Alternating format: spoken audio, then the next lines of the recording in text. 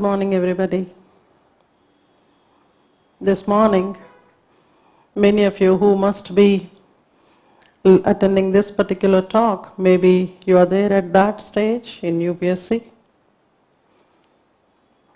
And the fact that you are here today with me is maybe because, or should be because of that.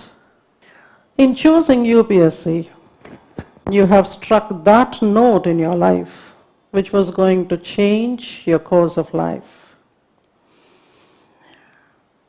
Without getting into much of a discussion about whether the All India services, jobs in the government are still the important and powerful part of the discipline, powerful part of the society. I mean, that kind of a power which the All India services and the jobs in government, which must have yielded maybe a couple of decades ago. I mean, I am not getting into that discussion right now. But it has to be believed that once you have selected UPSC and this journey, you will have to give yourself totally to this particular thing. See, each of the students that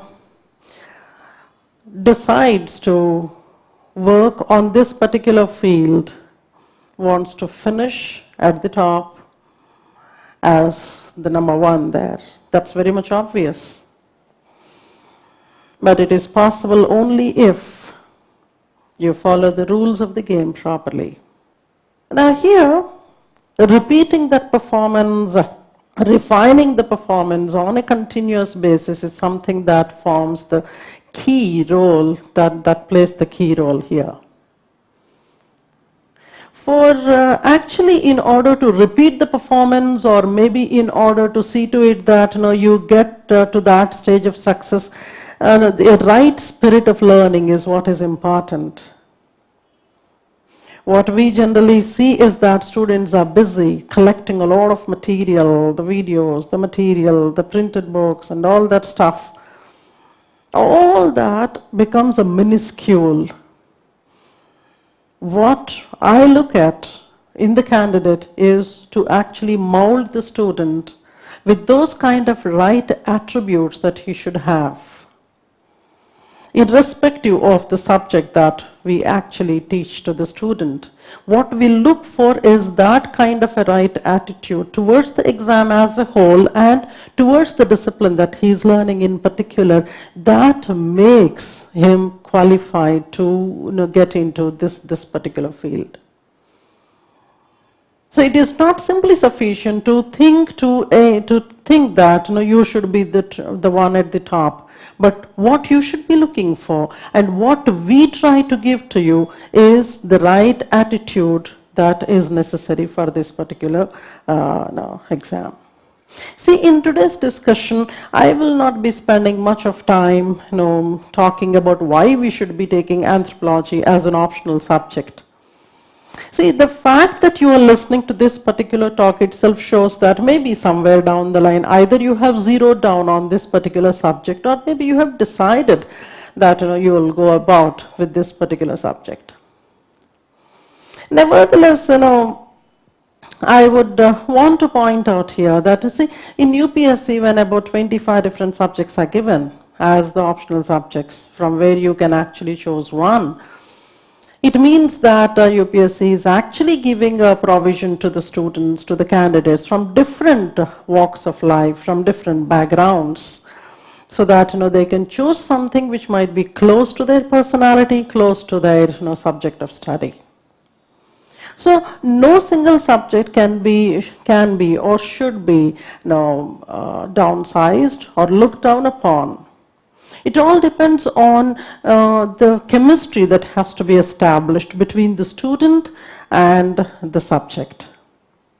So irrespective of the subject, and generally people come up with the different kinds of questions, especially when it comes to the non-technical subjects, or if at all I can call them social sciences subjects. Because we must have seen that in most of the cases, in many of the cases, if not most, in many of the cases, students coming from, maybe even the technical background, they might be looking at the non-technical and non-social, non-life sciences kind of subjects. So, people might be talking about maybe who can take, say, anthropology, who can take sociology, who can take political science, or who can take history, blah, blah, blah, kind of things. So everything boils down to based on the nature of that discipline and to what extent you can actually relate yourself to that particular subject. Based on that, we generally suggest to the student to take one particular subject. So I'm not here trying to downsize some other subject and try to say that, hail anthropology, kind of. And then there are several other things, several other basic questions which people ask about all those subjects. In the last couple of years, I have uploaded a huge lot of videos on the YouTube channel Source in Classes, where you can actually visit and see and try to get some information about the what and how of this particular subject. Nevertheless, here, when I was naming this, be ahead of others with anthropology, see, all those optional subjects which UPSC gives for the student are different, are like different cards that you play in the game. When I'm putting this as the subject matter of this particular workshop, be ahead of others with this subject, I want this subject to play an ace card's role in the game.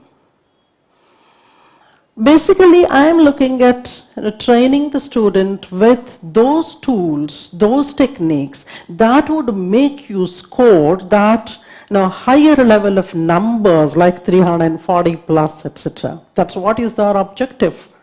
So if at all I am taking you to that particular, in that particular direction, in this workshop, I have certain major questions, major things to talk about. I tried to generate a short list of them, which you can see on the slide there. So I would be starting with responding to the popular questions of the students. I'll be picking up certain questions. Generally, this is something like a Q&A session, which is taken up towards the end of the session in general. But then here I thought I would start with this. Some popular kind of questions I will pick up, and suppose you are only looking for answers to those popular questions and you really do not want to go into the other parts of the talk, maybe perhaps you can listen to that particular first segment and then get going. Don't trouble yourself and don't waste your time listening to the rest of the talk. And secondly, I'll be explaining the structure of the subject, and then maybe perhaps I'll also be giving you some inputs about what are the general study sources, where from I should be studying. That is one other popular question that people ask, and I already made one video on that. I would be giving a summary of it here. And then anthropology now. Now in the sense, really now. In the sense that the time where we are living right now, in the time of pandemic. In fact, on this particular topic of COVID also, I had made a couple of videos, COVID and anthropology, especially from the point of view of UPSC. Those two videos, if at all you had not seen, go back and see. Those are actually made primarily considering our senior aspirants, the people who must have studied the subject earlier. If at all that becomes an imperative for you to upgrade and update your content. So those couple of videos actually help you in updating.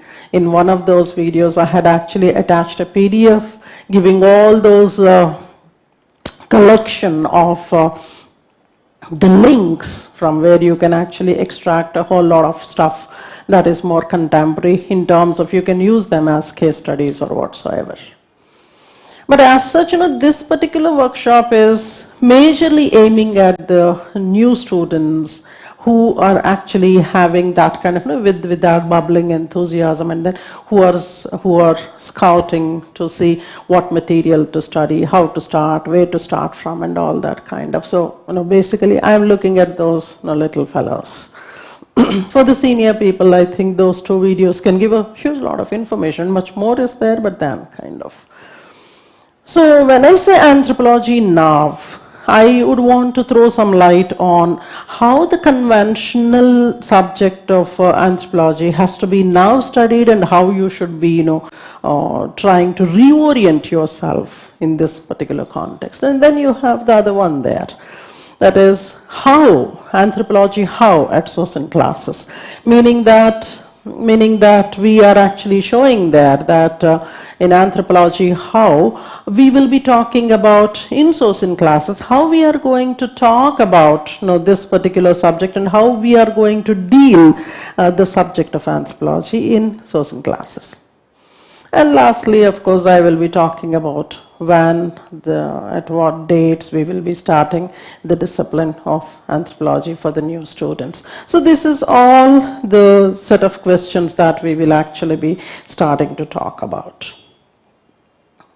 Now, if we look at the popular questions are like, who can study this subject? Whether, suppose I come from maybe an altogether different discipline, like something like an engineering I come from, a medical science I come from, ecology I studied, am I qualified, can I understand, kind of, and then how long to study, how many months or days I should be spending. I mean, these are the popular questions. And then where to begin to study this particular subject? Should I start with chapter 1 or from where, kind of, and then what are the basic books, and when to start writing. Those are the very common questions that I come across. So maybe perhaps I will look at these questions to begin with. See, you may not be knowing them. Many of you may not be knowing them. And not all of them, all of the pictures were taken in black and white. Some of them were in color, but I took them in black and white. That actually gives that antique look to that screen out there. These are only handful of people. I mean, those of you who must have studied anthropology earlier, you must be able to recognize them. For the others, they may be some XYZ people, or the souls that must have existed some time ago. Let me tell you, this is only a small bunch of thinkers, named ones, in the discipline of anthropology. I would not want to, load you in the introductory talk itself with, huge number of names and try to trouble you with that. But then, these are the handful of people who came from different other disciplines. See, one, the lady out there, because I love to start with the lady. The lady out there, she came from psychology discipline, and there are quite a number of other people. You have the very first one out there. I'm not using the names very cautiously. The one out there, he comes from geography, and then somebody out there, right hand side bottom, he comes from linguistic studies, and then the other person in the middle, he comes from history. So when I'm showing all this, it is to communicate that these are the scholars, these are the people who had given different theoretical approaches to the discipline of anthropology. They came from different cross-section of disciplines. Meaning that if you are coming up with this question, who can study, these people can tell us that anyone can study the discipline. Okay. So if you are a geographer, if you are an engineer, if you are a psychologist, if you are a historian, if you are this, if you are that, if you are that, for everybody the discipline had actually offered a platform to come up with their ideas. So that's the reason why, if you look at the syllabus of the discipline, we see that it is so very diverse. And occasionally, for a newcomer, this diversity presents itself like, there is this unconnected nature in the discipline. But it is not truly so. We train you here in-sourcing classes, especially when I'm talking about this particular discipline. Here we try to train you with the mechanisms of how exactly to bring together all these diverse kind of disciplines into one unique commonality, one unique way in which the discipline of anthropology tries to combine the things from maybe archaeology, maybe history, maybe from linguistics and kind of. So anybody who can understand the basic cultural aspects, basic sociological aspects, and you have a flair for understanding the other people, a flair for understanding your neighbor, a flair for understanding people from other cultures, other religions, and then you have an inquisitiveness of understanding your own people. If you are somebody of that kind, you can venture into this particular subject. See, above anything else, what we look for is that 340 plus. And then as I was trying to show to you here, that's what you would want to be. That's what you would want to be. That red ribbon should be broken with your chest. That's what you look for. But then in order to go there, with any subject you can go there, not simply, you need not have to take anthropology alone. But if you are taking anthropology, why you are taking anthropology, that has to be very clearly in mind. 340 is fine, but to get to that 340, and then to get to that more than 50% in the overall marks in the UPSC main examination, you'll have to give yourself in the right spirit. That spirit is something that you'll have to get. That is going to be the focus. Now, taking you here, looking into these popular questions and who can study. Now I have settled this with you. Irrespective of your background, you can actually come from any background, but then you can learn. As far as that is clear. I mean, this was something that I was looking at with a lot of curiosity in the last couple of days. That's a young girl from India. She had, at the age of 19, she's in MIT. She is doing her, a double master's there, combining biology and anthropology in the contemporary times of global pandemic. She is actually trying to work in combination. This is, I was actually trying to write to her to invite her to, invite in the sense that on a kind of live session. I am trying to talk to her, trying to write to her. I think in a couple of days, I'll be starting to send my request to her, and then kind of. So this is a very unique combination out there, bringing anthropology and biology. And look at the age at which she actually says, on the right hand side, if you observe, she says that she aims to be a physical anthropologist. I mean, things are so very clear at that age in the field of anthropology. And just imagine, most of you sitting in the UPSC class, you must have struck to anthropology. Anthropology must have struck you once you started scouting at various optional subjects, and one of your seniors must have said that, okay, this is the subject that is easy, that is short, that is simple, and then easy to score. Out of everything else, what must have attracted is easy to score. I have my own reservations about the other things that they must have said to you. It is not a small subject. It is quite a bigger one that I have to admit to the student even before the student takes it. But then, yeah, it is simple to understand. But things have been not so very simple when it comes to the competition. You'll have to learn to write. So we will come to those questions also. Where to start studying the subject from? This is another kind of a question that is generally asked. Voice okay, ma? Voice okay? Yeah. I rarely do these live things. Generally we record and we do the editing and kind of stuff. So I'm pretty new to the live session, so I have so I hope the audiences have no problems out there. I hope you're all enjoying. keep giving a thumbs up there in the comment section so that our team also knows that, okay, you are able to hear. We were having some kind of a voice problem with that setup. So, where to start studying from?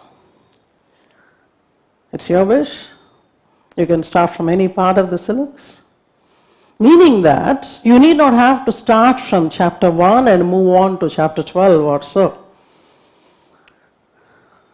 There are certain places from where you may perhaps start. See, I still have to discuss the syllabus with you. I mean, in this particular class, I will also be discussing the syllabus. Because many of us might have taken the subject, but going through it in a detail and what to do with the syllabus kind of things. So, when I say that you can start from whichever, I'll give you some options. The best way of starting to study any social science for that matter, and anthropology in particular, is to starting with the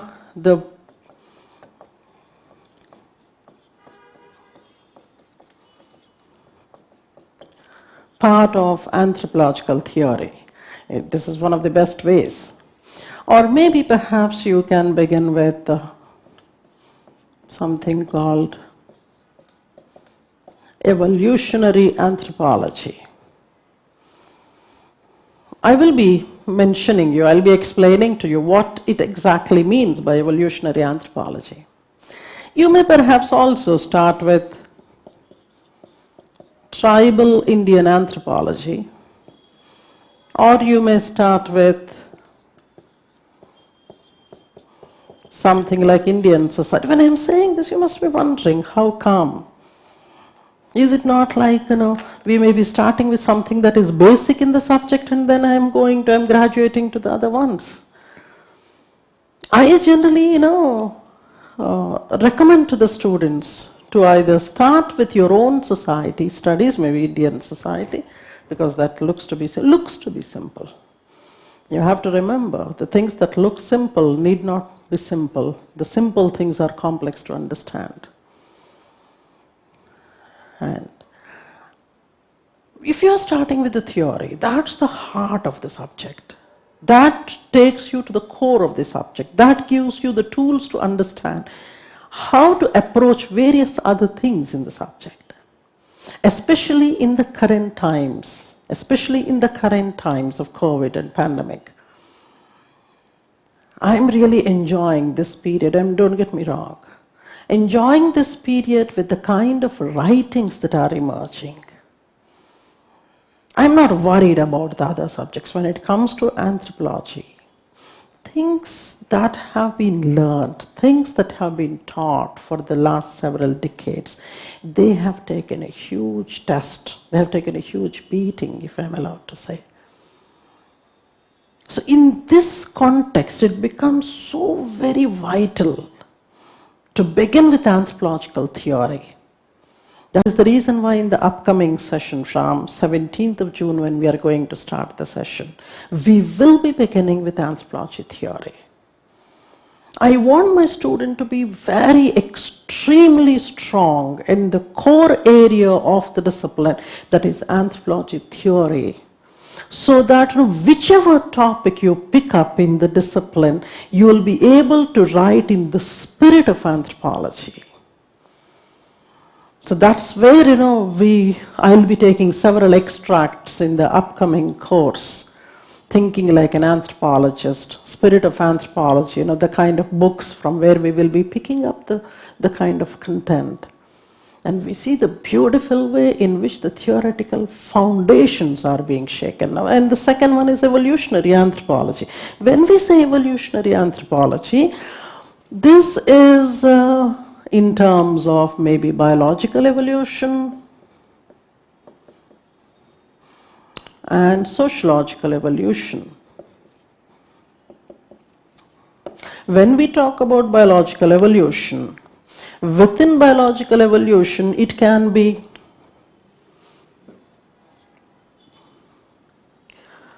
the branches such as microbiological anthropology, or it may be fossil studies of man, coupled with a combination of things here, that is archaeological studies, archaeological anthropology. So I am trying to talk here about from where to start studying.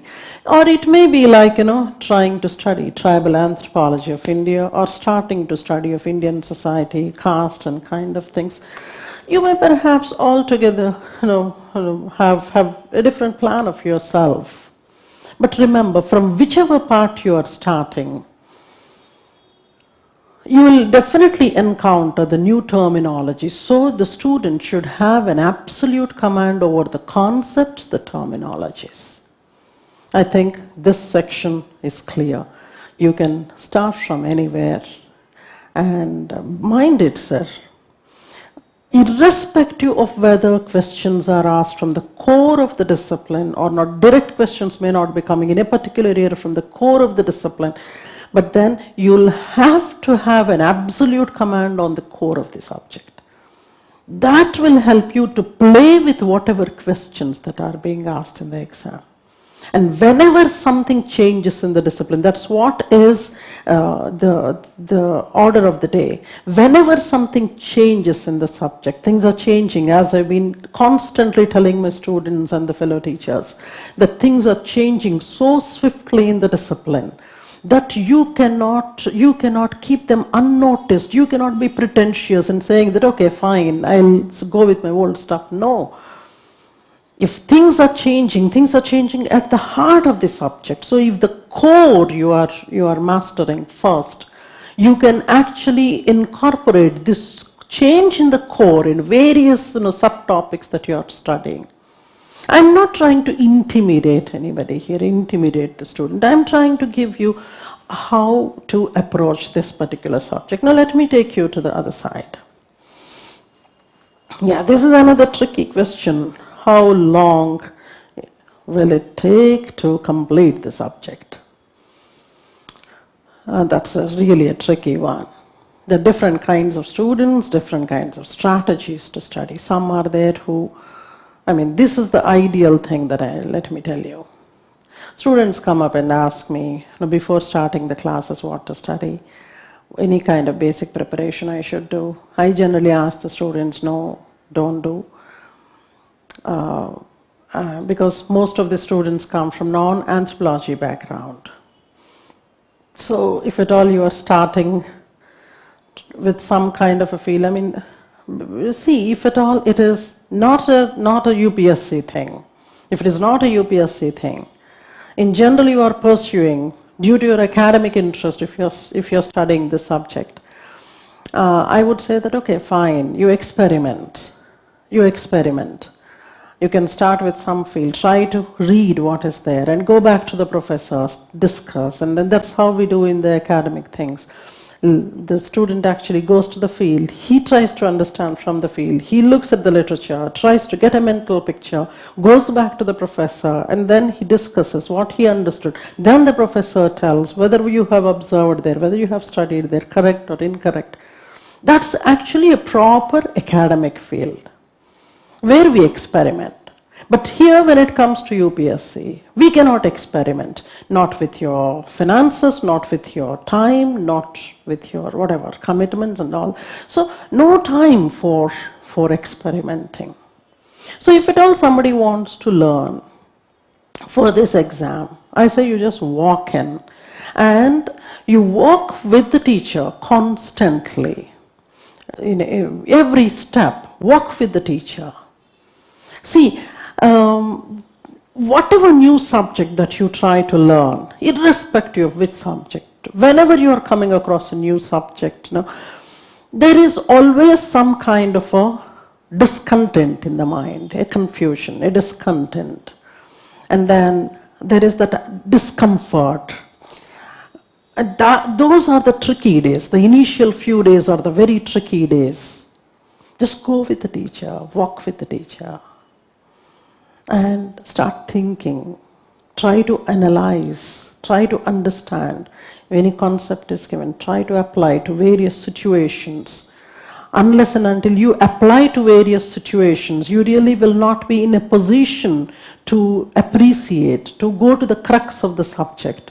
So when you're walking into the class, see what the teacher is talking about. Go step by step. Don't try to have, resort to unlearning things, going by something that you should not do and then kind of. So, and if that is the kind of an approach, if you're going with the teacher on a daily basis, see, generally what we do is that is the last part of our talk, but then because that has come here, let me tell you, in a 6 months of time, we do the teaching, we do the writing, we do the testing, everything is bundled in that 6 months. So an ideal time for a UPSC student, if at all he is going with a mentor, with the teacher, should be about 180 days. If you do not want to go with the teacher, then maybe perhaps it might take about a year or so, kind of, you do your study, you do your research and kind of stuff. So it all depends on, but then mind it, sir, if at all you are a serious candidate, it shall not spill over that particular time.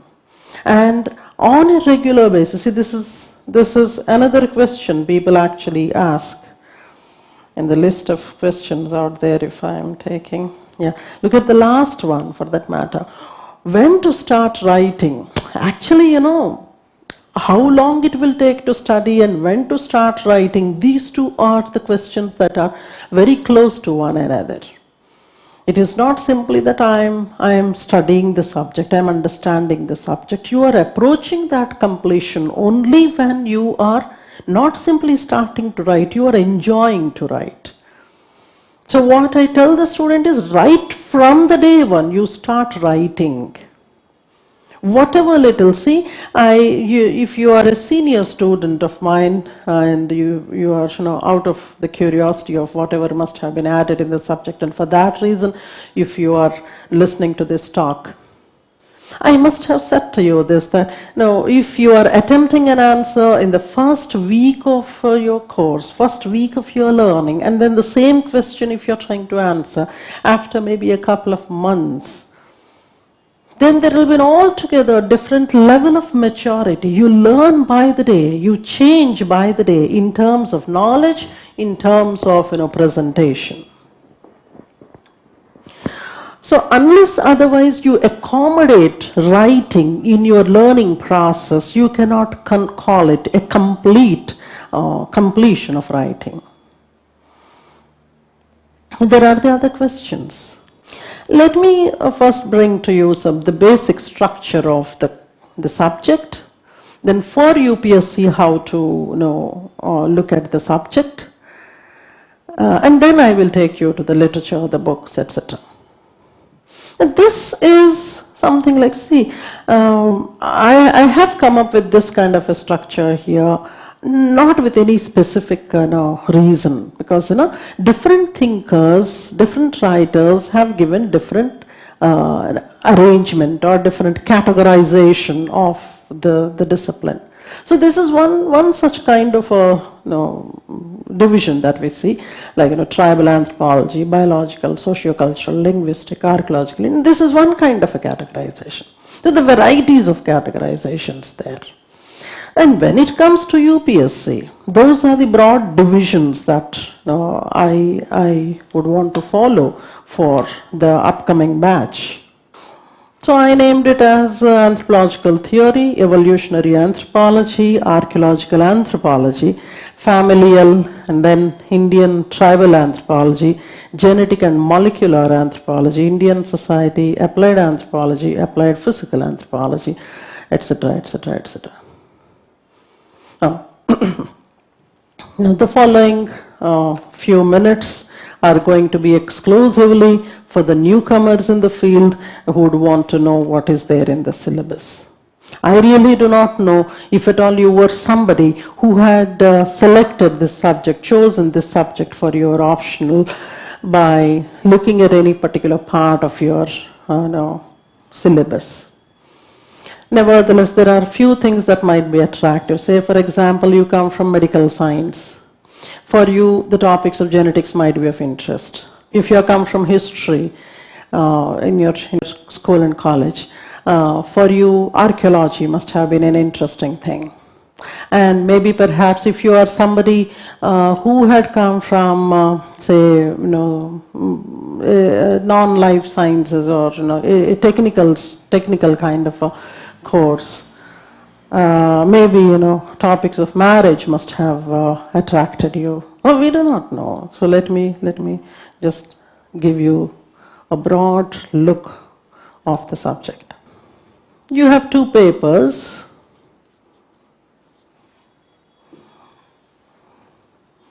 If you look at the syllabus, you have 12 chapters out there. I am giving one word description of the syllabus. In one, you have a complete synopsis of the syllabus of anthropology, such as that chapter deals with the meaning of the subject. So what you learn in the subject that is going to be learned in the rest of the syllabus is actually presented there. And a lot of importance is given to evolutionary anthropology.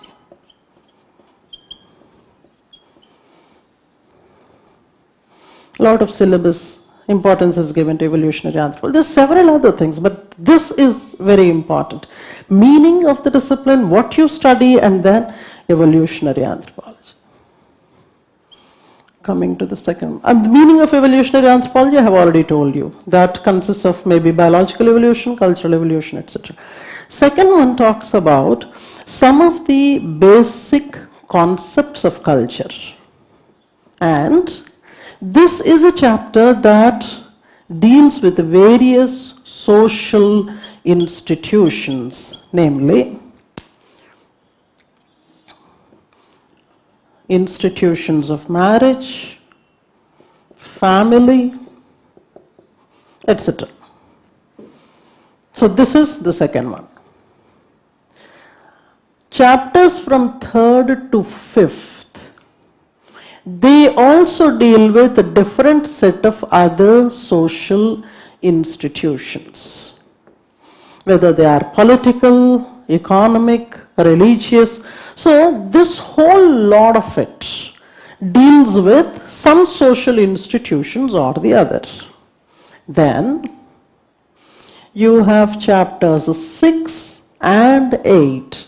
This is where we largely deal with anthropological theory. And then you have one that is left out in between, 7. This is called linguistic anthropology. So this is one segment, sir, in paper 1, one segment. Largely, this whole thing is placed, meaning chapters 1 to 8 are placed in what is called section 1 of the subject. I hope it is clear. Now, when it comes to the rest of them, so for the senior students, it might look to be slightly, boring, but for me, the newcomers are important. Now, 9 to 12. This is generally seen as the section 2. People name it as biological anthropology, but then now there are so many sub-branches in the biological anthropology. We call it applied physical anthropology, genetic and molecular anthropology. So, when it comes to 9 has genetic and molecular anthropology,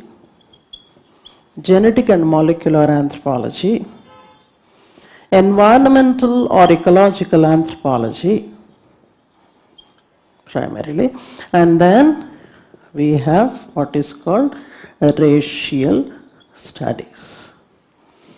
This in general, And we will be talking about these. I mean, like, when it comes to racial studies, once again, the race revisited. Anthropologists are now writing with the kind of things that are unfolding in the western part of the world, with the kind of differences that are coming up, the kind of violences that are emerging in Northern America, with the kind of race as the central theme. Now anthropologists in the continent and world over and Western Europe, they are starting to write on race revisited. So in the contemporary world, race once again is coming up with new concepts, new ways of looking at it. So when I say that anthropology now, this is one of the things. Similarly, when we talk about this particular topic here in the ecological anthropology, if at all you are having the syllabus document with you, you may look into this.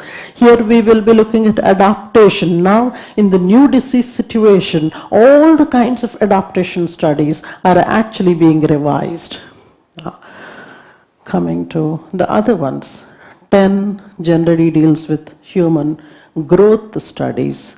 11 deals with demography, primarily.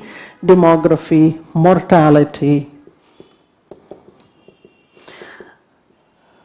This is going to be very, very significant topic in the next couple of years in UPSC, because mortality studies and demography studies, the next census, of course, and then apart from the next census, the way the things have been unfolding on the mortality front in such a huge manner that may be altering the demographic character of the populations. And that's why it is going to be. And 12 largely is applied physical anthropology that I have mentioned towards the end of that picture there. So this is, in a nutshell, paper 1. Coming to your paper 2.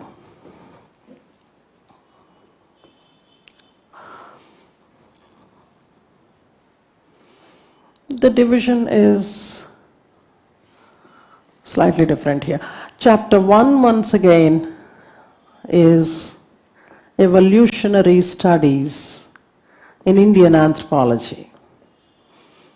Evolutionary studies in Indian anthropology with the focus on archaeology.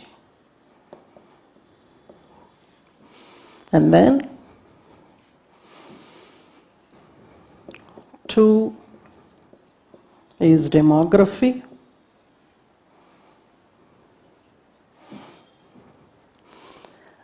3 to 5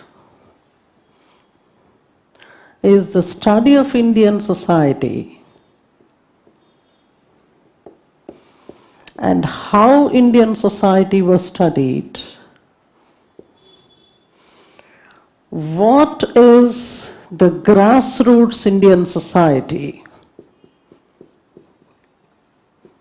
Village India. We will be looking at some of the questions in today's talk itself. And so this largely 1 to 5 is seen as section 1 in paper 2, and rest of them, like from 6 to 9 are seen as section 1, section 2. Here we have very interesting concepts, tribal studies, changes in them. One of the interesting topics is globalization. So in the current times, how globalization has been affecting. So if the same question you were writing, let me show you this. This is one of the recent releases of us, a compilation of the syllabus and previous questions up to 2019. So that's the edition of 2020. In this 2019, this is the UPSC script actually. Look at that question that I have underlined, question 7a. Discuss how indigenous people encounter globalization. That was a 2019 question. Reasons for why that question was asked in that year were very different. The same question can be asked, maybe in the same terminology, in the upcoming main exam. But the answer will be totally different. Because globalization is not simply now challenged by indigenous people, but in general, the mainstream populations also. That was actually the topic of discussion there in paper 2. We have the other one, if you observe. Discuss in this slide the recent advances in molecular anthropology. It's so very scintillating actually, 2020 coming up with several molecular anthropological studies. So topics like mutation, that was also there in 2019 paper, that is still relevant in today's times with a different answer. So questions may be the same. Somebody was asking the other day, a parent was asking this. It was said that about 250, 300 questions are there in the subject, and if at all we study them, that's it. Is it really true, madam? So I was telling him there that questions may be the same, but answers differ with the time when the question is being asked. So that you will have to be very cautious about. Because I have come to the papers, let me also show this. That is a question 4A that I have underlined, that comes from this particular segment of the syllabus, especially chapter number 4. I read out for you. If at all you are seeing on the mobile, you may not be able to see the smaller lines. So, a given account of contributions of Iravati Kave and B.S. Guha to the analysis of race and caste in India. And interestingly, if you observe there, he had given a division, 10 marks for Karve, 10 marks for Guha, very clearly. So suppose you know only Karve, you are attempting for 10 marks, and kind of. And these were the questions that were highly expected. Because early March last year, 2019, in the National Conference of Indian Anthropology, Iravati Karve Memorial Lectures were released, and because such an event had happened, a question had to come, and it had come. So it's a very simple task to actually guess the questions, and of course difficult also. If at all you're not following where the discipline is going, you may not be able to guess the questions. But once you are following those current affairs in the discipline, it becomes easy for one to actually guess the questions out there. So this is actually the syllabus, how it looks like. And people also ask books. Some people ask for collection of the books, some people ask for studying the books. That's a small list which I have given in that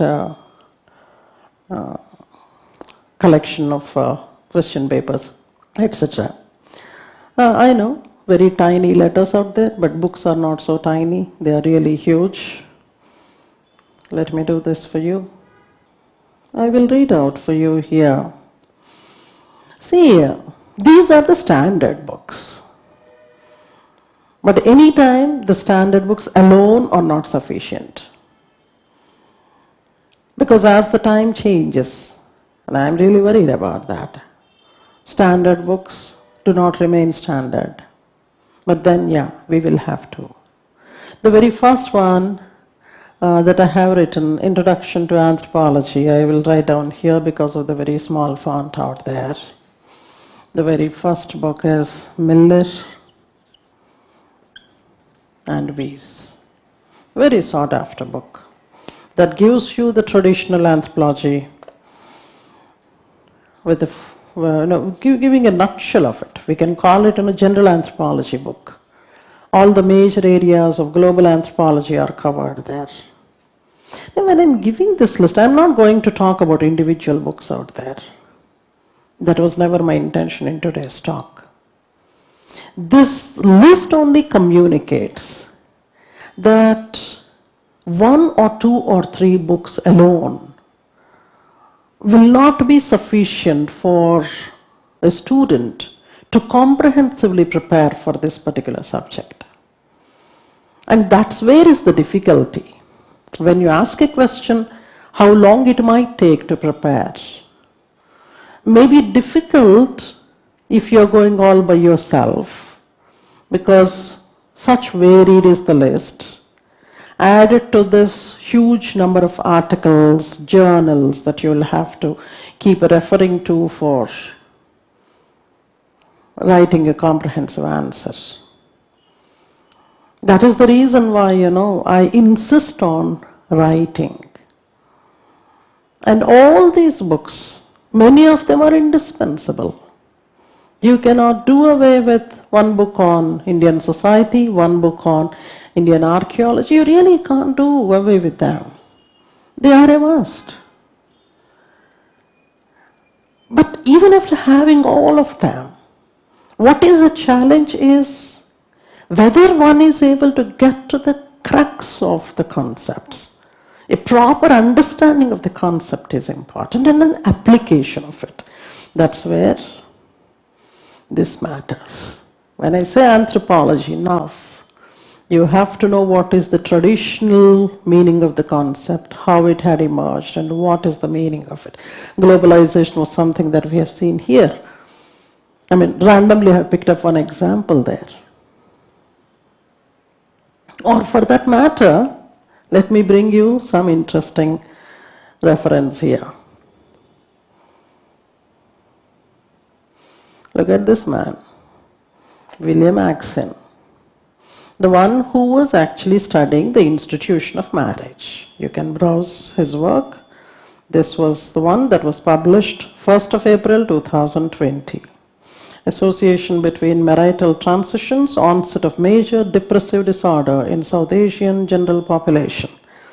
In fact, his study had begun even before all these episodes were unfolding. He was trying to compare the Eastern societies with the American societies, and was actually trying to see whether there was a difference in the way divorce is considered in the Eastern societies compared to the West. And now in this particular article, after this, he concludes that divorce now is not taken so casually, so easily in the Western society. So divorce now in the West is approaching a standard of the Eastern societies. That's a very insightful thing. That is supported by a lot of field study.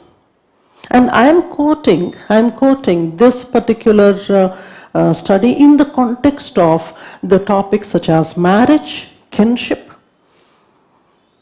So we come across kinship in the writings, where the importance of them, and the way when you are mingling with the people, the kind of avoidances. If at all you're looking at your syllabus, say for example social anthropology, you're looking at the topic of kinship. You have kinship behavioral studies. Kinship behavioral studies are now having an altogether different dimension. So the avoidances in the kind of social gatherings, etc. So that becomes a very interesting area of study. The meaning is that every area that you are picking up now, we will have to accommodate the idea of concept, the idea of tradition, traditionally the meaning of the concept, and how the meaning and the application in the contemporary times is changing. This is only a small, something like a tip of the iceberg that I'm floating at you, but then every area for that matter seems to be. So that huge list of books, and then that's the big list of topics. People may be confused where to start from, where to go. Now, when we talk about where to, how to start, etc., when I'm starting to see you from the June 17th of 2020, our objective is to prepare you for that 2021 exam. Mostly we are meeting online because you know the things. People have been asking when will be the offline. You know, and I know, everybody knows that the government has to say yes, in spite of that, people ask, these are the redundant questions. So they ask me, when can we have an offline course where we can sit in front of you and listen and then attack you with questions physically and all that stuff? I'm pleased to see those questions by a number of people, but not by the same person again and again. Everybody knows. So you'll have to have an understanding of which is a redundant question which has to be asked, etc. So right now we are doing online. Once the things are fine, we may shift to the offline thing. But these are all the new lectures with the new content, fully loaded with the documents that will be released as on that particular day. So this content will be, this course will be starting from June 17. We will be having somewhere between 90 to 100 classes there, including various other things that most of you people know, if at all you had consulted us. But see, this includes, my emphasis is on writing, whether in terms of assignments, whether in terms of tests. You see to it that, so I'm actually looking for the best rank to come up this year, that is, in the top 5. When I want one, I want the student to focus on writing. So this consists of 2 to 2.5 hours lectures and rigorous writing, and then writing both in terms of dictation, and in terms of the scripts that we are going to give to you, either as the slip tests or assignments or the full length tests, etc. This is something that you will have to be really serious about. So 17th of June we are going to start with your classes, your assignments, your tests, and of course the kind of revised books we will be providing and whatever. And on the portal you can keep asking questions, raising doubts and interacting. If you are in and around Hyderabad, then move around and come meet us for clarification of doubts. You can with a prior notice come over and get clarified your doubts, etc. Spend time with us and learn the things from much closer kind of proximity, maintaining the social distance, of course. So that's how things are. Many such talks we will be having in the near future, but as on today, I think that's where we are. And thank you very much for seeing this. And of course, if at all you haven't subscribed, this is how I learned these days. Subscribe to our channel and like or comment. Dislike also, that's also very important. Dislikes are very important for me rather than likes. So that's where, thank you so very much, young fellows. Looking forward to see you online. Have a great time.